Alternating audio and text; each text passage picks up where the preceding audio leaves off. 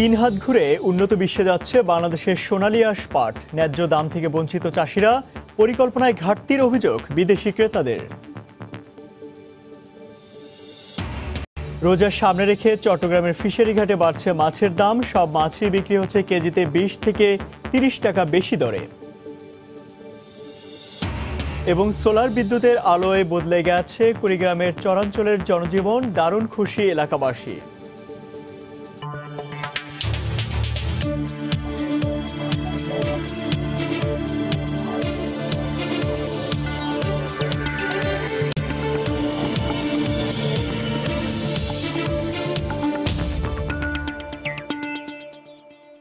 দেখছিলেন শিরোনাম। আমন্ত্রণ জানাচ্ছি দেশ ও দেশের বাইরে অর্থ বাণিজ্যের নানা খবর নিয়ে আমাদের নিয়মিত আয়োজনে সময় বাণিজ্যে। আর আপনাদের সঙ্গে আছে আমি ইমতিয়াজ আহমেদ। পৃথিবী জুড়ে জলবায়ু পরিবর্তন ও পরিবেশ দূষণ নিয়ে বাড়ছে সচেতনতা। কাঠ ব্যবহারের পরিবর্তে পরিবেশ বান্ধব উপাদান ব্যবহারের দিকে ঝুঁকছে বিশ্ববাসী। আর এক্ষেত্রে বড় উপাদান হয়ে দাঁড়িয়েছে পাট। বিশ্বজুড়ে পাটের চাহিদা ক্রমবর্ধমান হলেও নানা জটিলতার কারণে তিন হাত ঘুরে বাংলার পাট যাচ্ছে উন্নত বিশ্বে। ফলে ন্যায্য মূল্য থেকে বঞ্চিত হচ্ছেন বাংলাদেশের পাট চাষিরা। যদিও পাট চাষিদের জন্য আশার কথা শোনাচ্ছে কর্তৃপক্ষ। বাংলাদেশের সোনালী আঁশ পাটের সমস্যা ও সম্ভাবনা নিয়ে পারমিতা হিমের 2 পর্বের ধারাবাহিক প্রতিবেদনের আজ দেখুন প্রথম পর্ব। July 2016 because of the Holy Bakery attack. Yeah. But then I came back to Bangladesh. কুয়েন্টিন ম্যাটিয়েস যে প্রতিষ্ঠানে পাট নিয়ে কাজ করছেন, ফ্রান্সের সে প্রতিষ্ঠানের নাম গোল্ড অফ বাংলাদেশ। বাংলাদেশের পাটকে তারা গোল্ড বা সোনা মনে করছেন, কেননা এর রয়েছে অমিত সম্ভাবনা।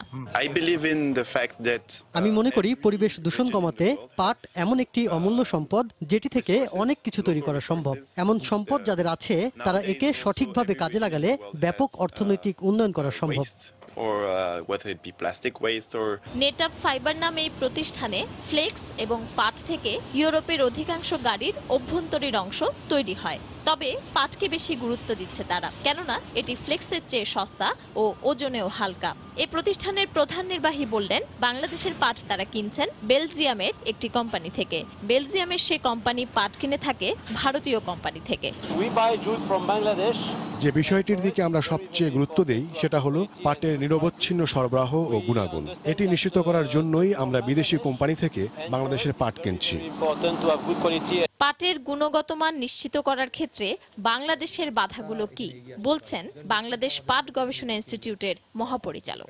পার ডে যদি 20 টন যদি প্রোডাকশন ক্যাপাসিটি হয়, সেখানে মিনিমাম 4 জন টেক্সটাইল ইঞ্জিনিয়ার সেখানে থাকতে হবে, গ্র্যাজুয়েট।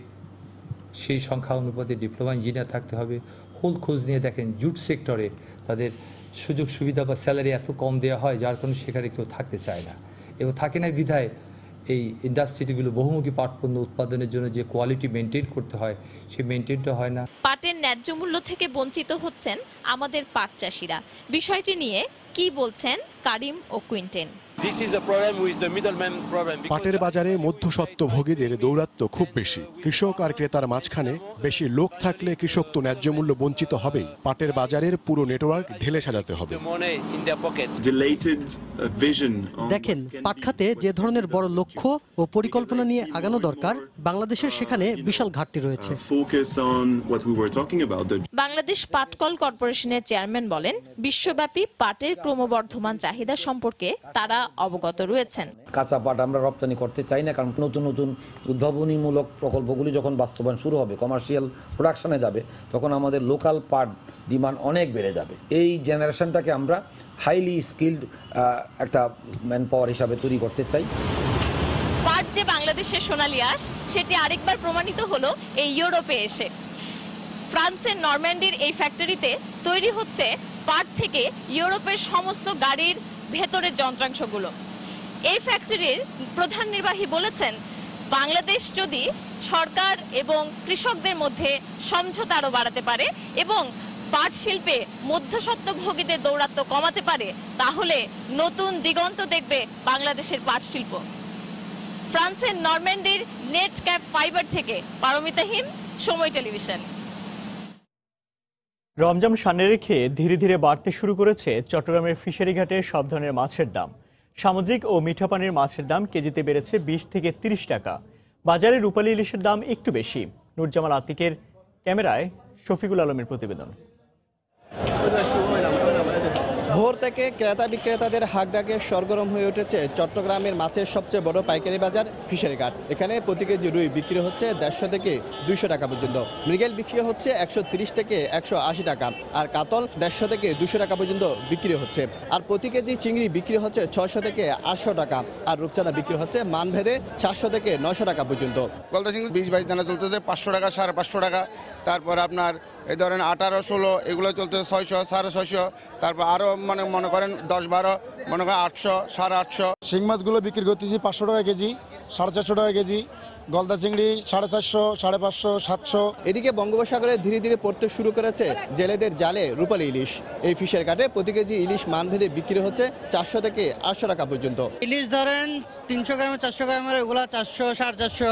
তারপরে ইলিশ যেগুলা 500, 600 এগুলো আপনার 500, 550 রেট করতেছে। আর যেগুলো 700, 800 গ্রাম ইলিশ পড়তেছে ওগুলো রেট পড়ে আপনার 700 থেকে 800।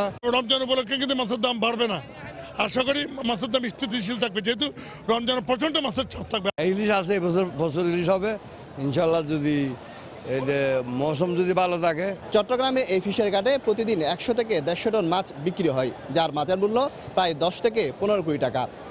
চট্টগ্রামের ফিশের ঘাট থেকে শফিকুল আলম, সময় সংবাদ। রাজধানীর সবজির বাজার চড়া, তবে বিক্রেতাদের যুক্তি ঘন ঘন বৃষ্টিতে নষ্ট হয়েছে সবজি ক্ষেত। আবার কোনো কোনো বিক্রেতার দাবি বাড়েনি, বরং কমতির দিকে সবজির বাজার। মাছের সরবরাহ কম, তাই দাম একটু বেশি। আর শবে বরাতকে সামনে রেখে খাসির মাংসের দাম বেড়েছে। রাজধানী মহাখালী কাঁচা বাজার ঘুরে রিপোর্ট করেছেন কামরুল হাসান সবুজ। দেখে বোঝার উপায় নাই সবজির ঘাটতি রয়েছে বাজারে, তবুও দাম বাড়তি। কারণ হিসেবে চাহিদা যোগানের হেরফেরকেই সামনে টানলেন বিক্রেতারা। আবার অনেক দোকানে শোনা গেল দাম বরং কিছুটা কমেছে গেল সপ্তাহের তুলনায়। কাঁকরোল 120 টাকা কেজি, সিম 60 টাকা কেজি, করলা হয়েছে 70 টাকা কেজি। সবকিছুর দামে 10 থেকে 20 টাকা গত সপ্তাহ থেকে এই সপ্তাহ একটু কম। সবজির দাম গত সপ্তাহে এই সপ্তাহে একটু বেশি। আরো লাউ মনে করেন যে গত সপ্তাহ ছিল 60 টাকা, 70-80 টাকা। পটল 50 টাকা। দাম নিয়ে বিক্রেতাদের নানা মত থাকলেও সকাল সকাল বাজারে এসে নিরুপায় হওয়ার কথা জানালেন ক্রেতারা। দামাদামি করতে হয়, যেটা আসলে খুব একটা ভালো লাগে না। আমরা যারা ক্রেতা, আমাদের কাছে মনে হয় কি যে আমরা মাঝে মাঝে বাজারে আসলে অসহায় হই, আমাদের কিছু করার থাকে না, নিতেই হবে। সরবরাহ কমের দাবি করে দাম বাড়তির কথা জানালেন মাছ বিক্রেতারা। এখানেও অসহায় ক্রেতা। আগে থেকে 20-30 টাকা বেশি দেখা গেছে, কোনো কোনো আছে 50 টাকা বেশি। রুই মাছ 250 টাকা কেজি বিক্রি হচ্ছে, গ্লাস কাপ 220 টাকা, পাবদা 450 টাকা। মাছের বাজারের যে অবস্থা, এটা আসলে মানুষের নাগালের বাইরে অনেকটা। আর মাংসের বাজারে পহেলা বৈশাখের আগ থেকে কেজিতে 50 টাকা পর্যন্ত বেড়েছে খাসির মাংসের দাম। 650 হলো বকরি, খাসির গোশত হলো 780 টাকা। এই 50 টাকা এদিকে 10 টাকা কমে এ সপ্তাহে 160 টাকা কেজি দরে বিক্রি হচ্ছে ব্রয়লার, আর দেশি মুরগি বিক্রি হচ্ছে আগের দামেই। কামরুল হাসান সবুজ, সময় সংবাদ, ঢাকা। ভারতের নির্বাচনের কারণে চাহিদার তুলনায় আমদানি কম হওয়ায় দুদিনের ব্যবধানে হিলি স্থলবন্দরে আবারও বেড়েছে ভারত থেকে আমদানি করা পেঁয়াজের দাম। কেজি প্রতি 2 থেকে 3 টাকা বেড়েছে ভারত থেকে আমদানি করা পেঁয়াজের দর। বর্তমানে কেজি প্রতি পেঁয়াজ বিক্রি হচ্ছে 11 থেকে 15 টাকায়। আমদানিকারকরা বলছেন, ভারতের নির্বাচনের কারণে সে দেশের রাস্তায় রাজনৈতিক দলের সমাবেশের কারণে ট্রাক ভাড়া দিচ্ছেন না ট্রাকের মালিকরা। গাড়ি ভাড়া নিয়ে পেঁয়াজ আমদানি করতে হচ্ছে তাদের। দাম বাড়ায় বিপাকে পড়েছেন পাইকাররা।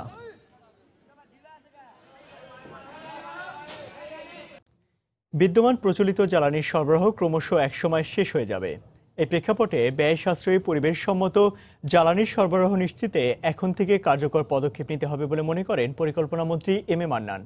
রাজধানী হোটেল ইন্টারকন্টিনেন্টালে গতকাল নবায়নযোগ্য শক্তির ভূমিকা শীর্ষক এক সেমিনারে কথা বলেন মন্ত্রী। সৌরশক্তির পাশাপাশি নবায়নযোগ্য বিকল্প জ্বালানির নতুন উৎস চিহ্নিত করারও আহ্বান জানান তিনি। সেমিনারে উপস্থিত ছিলেন মূল প্রবন্ধ স্থপতি ইকবাল হাবিব বলেন, ব্যয় সাশ্রয়ী ও টেকসই উন্নয়নে নবায়নযোগ্য বিকল্প জ্বালানি ব্যবহার বাড়াতে হবে। শহরের সুযোগ সুবিধা গ্রামে নিশ্চিত করে কর্মসংস্থানের ব্যবস্থা করা গেলে তরুণরা আর শহরমুখী হবে না। নবায়নযোগ্য ও পরিবেশ বান্ধব জ্বালানির সরবরাহ বাড়াতে সরকার সব ধরনের সহায়তা দেবে বলে জানান প্রধানমন্ত্রী বেসরকারি শিল্প ও বিনিয়োগ উপদেষ্টা সালমান এফ রহমান।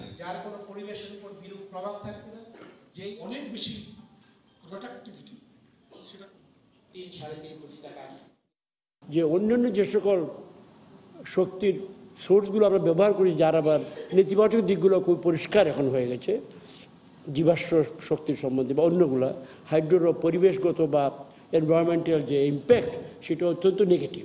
সেই জায়গায় clean, green, neat, ultimately economic source হবে সোলার। এই ক্ষেত্রে প্রযুক্তির ক্ষেত্রে অবশ্যই অন্যের পেছনে আছি, বাট এটা নিয়ে মন খারাপ করার কিছু নেই। আমাদের নতুন জেনারেশন এটা পিক আপ করতে পারে।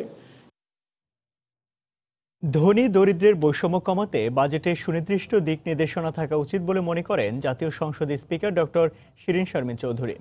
গতকাল রাজধানী একটি হোটেলে সর্বদলীয় সংসদীয় গ্রুপ আয়োজিত দুদিনব্যাপী কর্মশালার সমাপনী অনুষ্ঠানে কথা বলেন স্পিকার। প্রবৃদ্ধির অগ্রযাত্রায় অন্তর্ভুক্তিমূলক উন্নয়নেও নজর দেওয়ার আহ্বান জানান তিনি। বিশেষ অতিথির বক্তব্যে পরিকল্পনা মন্ত্রী এম এ মান্নান বলেন, সুশাসন অর্জনে আগামী বাজেট ভূমিকা পালন করবে। এজন্য জনপ্রতিনিধিদের জনগণের দোরগোড়ায় যাওয়ার আহ্বান জানান মন্ত্রী। এ সময় বার্ষিক উন্নয়ন কর্মসূচি এডিপি বাস্তবায়নে সঠিক মান নিয়ন্ত্রণে সংশ্লিষ্টদের আরও দায়িত্বশীল আচরণের আহ্বান জানান বক্তারা। এই বাজেট কতখানি দারিদ্র বিমোচনে সহায়ক, সামাজিক নিরাপত্তার যে বলয়, যে প্রোটেকশন, সোশ্যাল সেফটি নেট কতখানি আমরা সঠিকভাবে পিছিয়ে পড়া জনগোষ্ঠীর কাছে পৌঁছে দিতে পারছি। আমি কি ইনক্লুসিভ গ্রোথের কথা ভাবছি? আমি কি এমপ্লয়মেন্ট জেনারেট করে বা কর্মসংস্থান তৈরি করে সেই গ্রোথের কথা ভাবছি? তাহলে আমার বাজেটে সেটা রিফ্লেকশন আছে কিনা সেটাও আপনারা বিচার করে দেখতে পারেন। উদ্যোগ নেওয়া সত্ত্বেও রাজনৈতিক কারণে জনপ্রতিনিধিদের করের আওতায় আনা যাচ্ছে না বলে জানিয়েছেন এনবিআর চেয়ারম্যান মোশাররফ হোসেন ভূঁইয়া। গতকাল রাজধানীর কারওয়ান বাজারে সিএ ভবনে এক অনুষ্ঠানে কথা বলেন তিনি। এ সময় মাঠ পর্যায়ে কর্মকর্তাদের দুর্নীতির কারণে এ খাত সুশাসন প্রতিষ্ঠা করা যাচ্ছে না বলেও স্বীকার করেন এনবিআর চেয়ারম্যান। তবে রাজস্ব খাতে অটোমেশনের কাজ সম্পন্ন হলে দুর্নীতি অনেকাংশে কমে যাবে বলে আশা প্রকাশ করেন তিনি।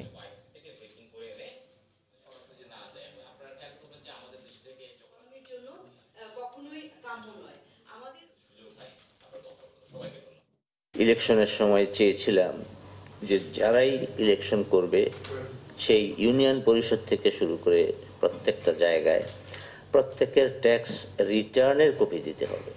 পরে এটা অবশ্য আর আমি করতে পারি না এই পলিটিক্যাল ইয়েতে। যারা ইলেকশন করে আপনারা তো জানেন যে ইলেকশনের খরচ প্রচুর, তো সেখানে সে যদি সামর্থ্যবান না হয় তাহলে তো ইলেকশন করছে না। আমাদের নিজেদের অভিজ্ঞতা থেকেই জানি, এমনকি শহরেও যারা কাউন্সিলর হন অনেকেরই ট্যাক্স ফাইল নেই।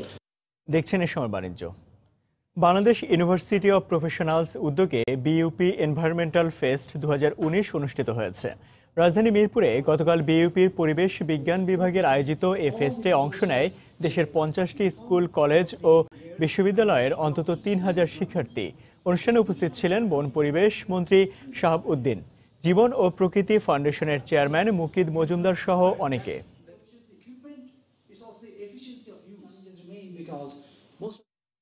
এক জেলা এক সিগন্যাল প্রতিবাদে মৌলভীবাজারে জেলা কেবলস অপারেটরদের সম্মেলন অনুষ্ঠিত হয়েছে। গতকাল শ্রীমঙ্গলে গ্র্যান্ড সুলতান হোটেলে এ সম্মেলন অনুষ্ঠিত হয়। এতে অংশ নেন জেলার কয়েকশো কেবলস অপারেটর। প্রধান অতিথি ছিলেন প্রধানমন্ত্রীর সাবেক তথ্য উপদেষ্টা ইকবাল সোবহান চৌধুরী। এ সময় কেবলস ব্যবসার উন্নয়নে যুগের সঙ্গে তাল মিলিয়ে চলতে কেবলস অপারেটরদের প্রতি আহ্বান জানান তিনি। অনুষ্ঠানে জেলা পরিষদের চেয়ারম্যান এবং অতিরিক্ত পুলিশ সুপার সহ স্থানীয় গণ্যমান্য ব্যক্তিরা উপস্থিত ছিলেন।